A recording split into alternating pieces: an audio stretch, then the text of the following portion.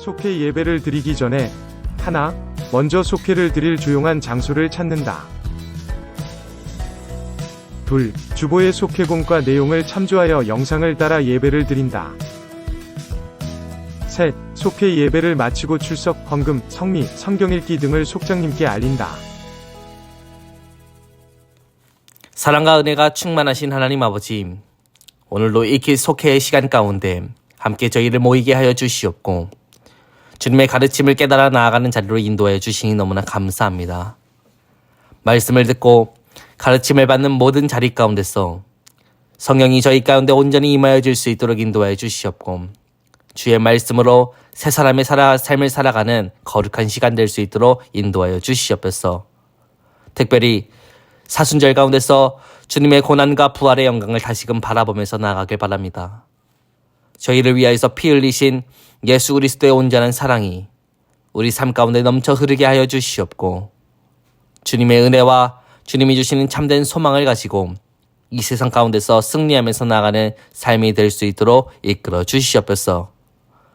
주님, 이 시간 저희 강서제일감리교회를 축복하여 주시옵소서. 세워주신 속회와 속도원 모두에게 주의 마음이 더하여 줄 수 있도록 인도하여 주시옵고 나아가는 모든 자리 가운데서 하나님을 의지하면서 나아갈 때 성령님이 저희를 지켜주시는 거룩한 자리가 될 수 있도록 인도하여 주시옵소서. 영역 간의 강건함으로 서로를 사랑하는 자리가 될 수 있도록 인도하여 주시옵고 세상을 주의 사랑으로 물들이면서 나아가는 아름다운 주의 백성들 되게 하여 주시옵소서. 특별히 저희를 양떼와 같이 이끄시는 담임 목사님의 영적 충만함이 온 속회와 속도원 모두에게 함께 임하여 줄 수 있도록 인도하여 주시옵고 주님의 말씀과 뜻이 전하여지는 모든 순간들마다 성령의 강풍이 저희를 감동시켜 주시옵소서. 오늘도 이 시간 이 속회공과에 함께하는 모든 속도원들을 주님의 온전한 길로 인도하여 주시옵고 말씀을 들을 때 눈이 열리고 입이 열리고 마음이 열릴 수 있도록 도와주시옵소서. 예수님의 이름으로 기도드렸사옵나이다. 아멘. 이 시간 함께 말씀 읽도록 하겠습니다. 오늘 보실 말씀은 요한복음 18장 8절에서 18절까지의 말씀입니다. 예수께서 대답하시되 너희에게 내가 크니라 하였으니 나를 찾거든 이 사람들이 가는 것은 용납하라 하시니 이는 아버지께서 내게 주신 자 중에서 하나도 잃지 아니하였사옵나이다 하신 말씀을 응하게 하려 함이로라. 이에 시몬 베드로가 칼을 가졌는데 그것을 빼어 대제사장의 종을 쳐서 오른편 귀를 베어버리니 그 종의 이름은 말고라. 예수께서 베드로더러 이르시되 칼을 칼집에 꽂으라. 아버지께서 주신 잔을 내가 마시지 아니하겠느냐 하시니라. 이에 군대와 천부장과 유대인의 아랫사람들이 예수를 잡아 결박하여 먼저 안나스에게로 끌고 가니 안나스는 그 해에 대제사장인 가야바의 장인이라. 가야바는 유대인들에게 한 사람이 백성을 위하여 죽는 것이 유익하다고 권고하던 자로라. 시몬 베드로와 또 다른 제자 한 사람이 예수를 따르니 이 제자는 대제사장과 아는 사람이라. 예수와 함께 대제사장의 집들에 들어가고 베드로는 문 밖에 서 있는지라. 대제사장을 아는 그 다른 제자가 나가서 문 지키는 여자에게 말하여 베드로를 데리고 들어오니 문 지키는 여종이 베드로에게 말하되 너도 이 사람의 제자 중 하나가 아니냐 하니 그가 말하되 나는 아니라 하고 그때가 추운 고로 종과 아랫사람들이 불을 피우고 서서 쬐니 베드로도 함께 서서 쬐더라. 아멘. 예수님을 찾아오는 자들은 크게 두 부류로 나누어 볼 수가 있었습니다. 하나는 예수님을 영접하는 자들, 또 다른 부류는 예수님을 부인하는 자들이었습니다. 오늘 본문은 특별히 예수님을 부인하는 자들에게 나아가는 예수님의 모습을 보여주십니다. 예수님께서는 유다와 군대와 제사장들과 바리새인들이 오는 것을 아셨지만 그 자리를 피하지 않으십니다. 그리고 그들을 향하여 내가 바로 메시아다라고 선포하십니다. 예수님의 이러한 만남은 의도적인 만남이었습니다. 바로 예수님을 부인하는 자들에게 자신이 누구인지 숨기지 않는 모습을 통하여서 진정한 신앙의 자리로 나아가는 우리들이 어떤 자리에 서 있어야 되는지를 보여주는 만남이기 때문입니다. 그런데 오늘 이 만남의 자리 가운데 베드로가 함께하게 되었습니다. 베드로는 이제껏 예수님을 신실하게 믿는 자였지만 오늘 본문에 그는 예수님을 영접하는 자와 부인하는 자 사이에서 갈팡질팡하는 자였습니다. 그러므로 오늘 우리는 베드로의 모습과 예수님의 가르침을 통해 진정한 신앙의 용기는 무엇인지에 대해서 살펴보고자 합니다. 첫 번째, 진정한 신앙의 용기는 힘을 따르기보다는 하나님의 평안을 따르는 것입니다. 베드로와 예수님은 같은 상황을 맞이하였습니다. 위기가 찾아왔습니다. 곧 죽을지도 모르는 절체절명의 위기의 순간, 그때 베드로는 칼을 뽑아 들었습니다. 하지만 예수님께서는 미동도 하지 않으십니다. 베드로와 예수님의 이 차이는 어디서 온 것일까요? 바로 기도의 차이입니다. 기도로 준비한 십자가와 기도로 준비하지 않은 십자가는 전혀 다르기 때문입니다. 기도로 준비된 고난은 평안한 가운데 맞이할 수가 있습니다. 하지만 기도가 쌓이지 않은 고난은 우리를 즉흥적이게 하고 돌발적이게 하고 흥분하게 하고 충동적이게 하고 분노하게 합니다. 오늘 본문의 앞장 17장을 보시면 예수님께서는 끝까지 자신의 힘이 아닌 하나님이 주시는 참된 평안을 의지하기 위하여서 기도하십니다. 하지만 베드로는 졸다가 깨고 어느덧 일어서서 보니 눈앞에 로마 군인들이 와 있는 것을 보면서 순간적으로 칼을 빼들게 되었습니다. 순간이었지만 베드로는 빠른 계산을 하였습니다. 이 상황을 모면할 수 있는 최선의 길이 무엇일까 생각해 보면서 그는 칼을 뽑았습니다. 그러나 예수님께서는 칼을 칼집에 도로 꽂아 넣으라 라고 말씀하십니다.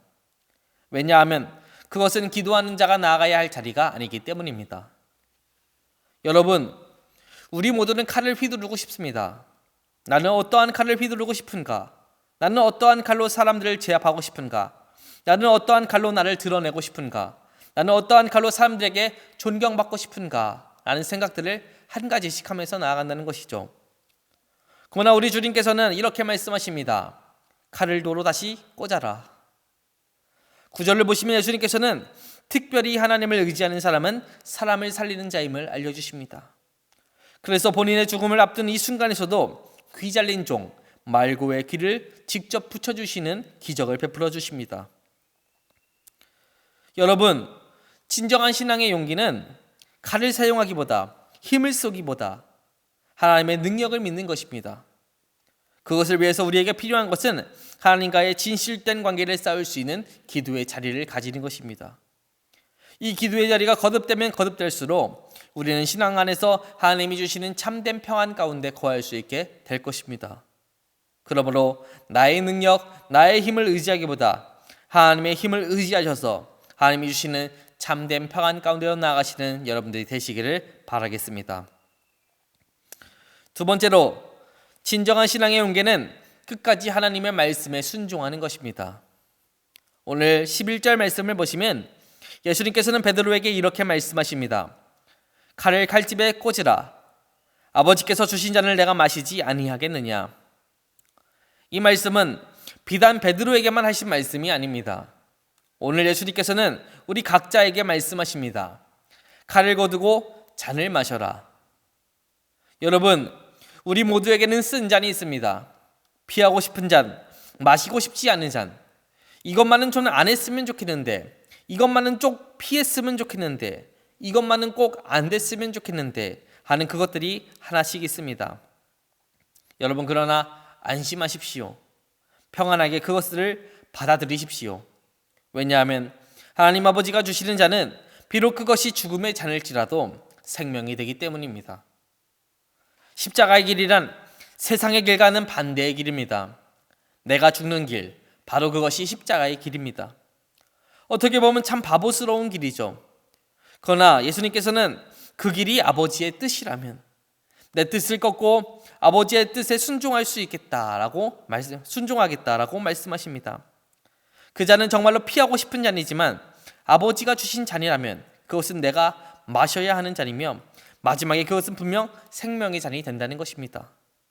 여러분, 세상에 속한 것들은 우리를 살릴 것 같지만 그것은 죽음의 덫입니다. 돈 생기면 살 것 같지만 한숨을 돌릴 뿐입니다. 오늘 말씀에서는 예수님께서 칼을 칼집에 꽂으라 라고 말씀하시지만 다른 복음서에서는 칼을 가진 자는 칼로 망한다라고 말씀하십니다. 여러분, 칼을 사용하면 칼로 망하게 됩니다. 권력을 사용하면 권력으로 망하고 돈에 집착하면 돈으로 망하게 됩니다. 위기의 순간에 돈이 있으면 해결될 것 같지만 나중에는 오히려 그것 때문에 어려움을 겪게 된다는 것입니다. 칼은 칼집에 있을 때 능력이 되는 것입니다. 왜 군대를 두을까요? 안 싸우려고 군대를 두는 것이죠. 왜 무기를 만들까요? 사용하지 않으려고 무기를 만드는 것입니다. 하지만 그 무기 때문에 싸움이 일어나게 됩니다. 칼을 가졌기 때문에 칼을 사용하고 싶은 기회가 생기게 되고, 칼을 사용하고 싶은 충동이 생기게 되고, 칼 때문에 서로를 다치게 하는 일들이 생기게 된다는 것입니다. 결국 그 칼 때문에 망하게 되는 것이죠. 그러므로 여러분, 우리가 진정으로 의지해야 될 것은 칼이 아니라 하나님의 말씀임을 기억하시기 바랍니다. 세상이 주는 자는 우리를 살릴 것 같아도 그게 죽음입니다. 하지만 하나님께서 주시는 것은 어떠한 고난일지라도 그 고난이 변하여 영광이 될 것입니다. 그러므로 어떠한 순간에서도 끝까지 하나님의 말씀에 순종하시는 여러분들이 되시기를 바라겠습니다. 세 번째, 진정한 신앙의 용기는 그럼에도 불구하고 끝까지 예수님을 따라가는 것입니다. 베드로는 예수님께서 너희는 내가 가는 곳에 올 수 없다라고 말씀하셨을 때 내가 주를 위하여 내 목숨을 버리겠습니다 라고 호언장담하던 자였습니다. 예수님을 누구보다 끝까지 쫓으리라고 장담하던 자였습니다. 베드로의 그 결심은 진심이었습니다. 그는 예수님을 지키기 위해 칼을 뽑아 대제사장의 종 말고의 귀를 자르기도 하였고, 풍랑 가운데서도 예수님을 따라 몇 발자국이라도 걸었던 자였습니다. 그는 진심으로 예수님을 끝까지 따라가겠다고 결정한 자였습니다. 문제는 그것을 지킬 능력이 베드로에게 없었다는 것입니다. 여러분, 우리의 믿음이 가짜는 아닙니다. 우리는 다 예수님을 믿기로 결정하였고 예수님을 따라 날마다 살아가기로 다짐한 자들입니다. 그러나 문제는 내 결단을 지킬 능력이 나에게는 없다는 것입니다. 언제 우리의 믿음이 드러나나요? 바로 손해볼 때 드러나게 됩니다. 위기가 닥쳤을 때, 우리의 육신의 목숨이 경각에 달리게 되었을 때, 그때 우리의 믿음이 드러나게 되어 있습니다. 베드로는 예수님을 끝까지 쫓기로 결심했기 때문에 예수님을 끌고 가는 그 자리에 동행하게 됩니다. 하지만 예수님이 대제사장의 집 뜰에 들어갈 때 베드로는 멀찍이 주님과 떨어져서 불을 쬐고 있습니다. 추웠을 것입니다. 하지만 그 추위의 동시에 베드로에게는 많은 생각이 들었습니다. 사람들이 자신을 알아보면 어쩌나, 예수님과 시선이 맞으면 어쩌나, 모든 것이 불안하게 됩니다. 그 순간 지금까지 자신을 담대하게 이끌었던 모든 믿음들이 사라지게 되고, 한순간 모든 것이 불안으로 돌변해서 두렵고 부담스러운 자리에 이르게 되었습니다. 그 상황 속에서 베드로는 예수님을 3번 부인하는 사건을 맞이하게 됩니다. 내가 오늘 밤 닭 울기 전에 3번 부인하리라 라고 예수님께서 말씀하셨을 때에 베드로는 그 말을 귀담아 듣지 않았습니다. 하지만 베드로는 이제 그 부담스러운 자리에 서게 되었습니다. 예수님께서는 베드로가 이렇게 예수님을 부인할 것이라는 것을 모르고 계셨을까요? 아닙니다. 예수님께서는 다 알고 계셨습니다. 그런데 왜 예수님께서는 그런 베드로와 12제자들을 여기까지 데리고 오신 것일까요? 바로 그것은 우리가 여기까지 나아가야 한다는 것입니다. 여러분, 우리는 능력이 없습니다. 우리는 결단을 지킬 능력도 하나님의 사역을 승리로 이끌 능력도 없습니다. 그러나 그 모든 것이 가능하게 되는 자리가 있습니다. 그것은 바로 끝까지 예수님을 따라가는 자리입니다. 때때로 실패하여도, 때때로 넘어지더라도 끝까지 예수님을 붙들고 나아가면 하나님께서는 우리에게 능력을 주십니다. 베드로는 지금 실패하였지만, 지금 넘어졌지만 그가 다시 예수님을 의지하면서 나아갈 때 그는 영광의 자리에 서게 되었습니다. 그렇기에 우리 주님께서는 이렇게 우리에게 말씀하십니다. 지금 넘어질지라도, 지금 낙담할지라도 나를 끝까지 따라와라. 그리하면 너희의 믿음으로 인하여 영광의 자리에 나아갈 수 있을 것이다. 여러분, 이 말씀을 의지하시는 여러분들이 되시길 바랍니다. 우리의 삶 가운데서 끝까지 주님을 의지하시면서 나아갈 때 우리의 삶 가운데서 영광이 되어주시는 주님을 만나게 될 것입니다. 그러므로 모든 순간 가운데서 하나님을 의지하시면서 끝까지 예수님을 따라가시는 여러분들이 되시기를 바랍니다. 이 시간 함께 찬송가 94장 찬양하신 후에 주기도문으로 속회공가를 마치겠습니다.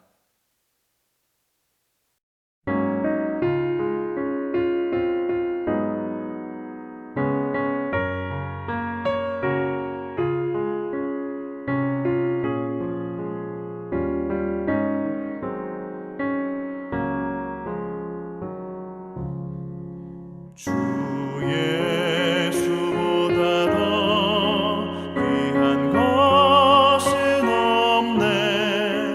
이 세상 부귀와 바꿀 수 없네. 영 죽은 내 대신 돌아가신 그 놀라운 사랑 잊지 못해.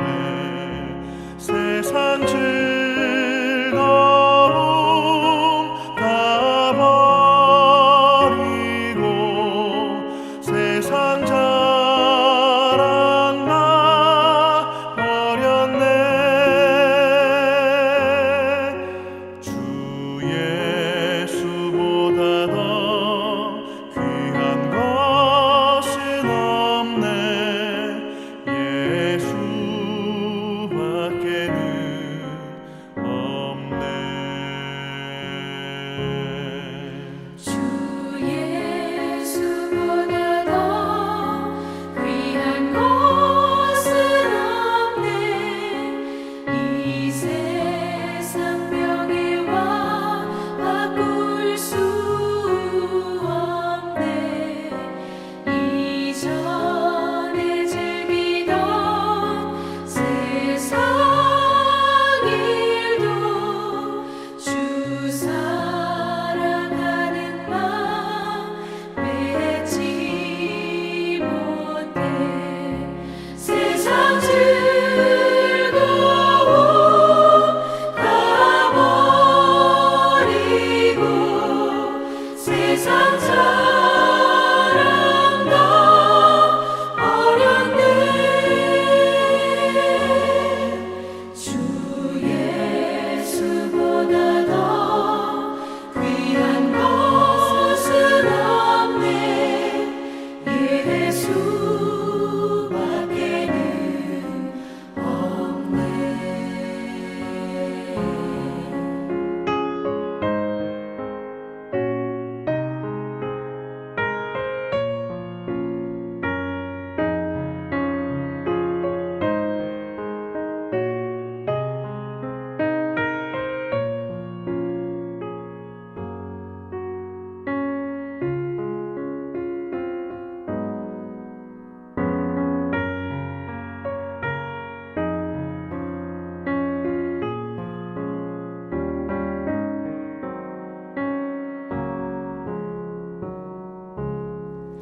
주 예수보다 더 귀한 것은 없네.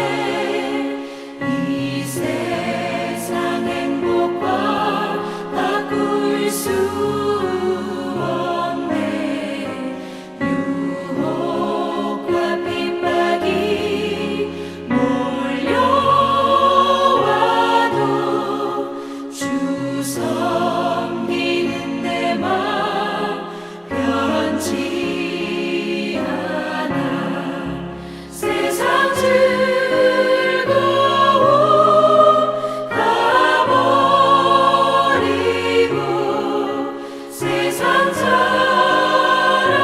다 버렸네. 주 예수보다 더 귀한 것은 없네. 예수밖에는 없네.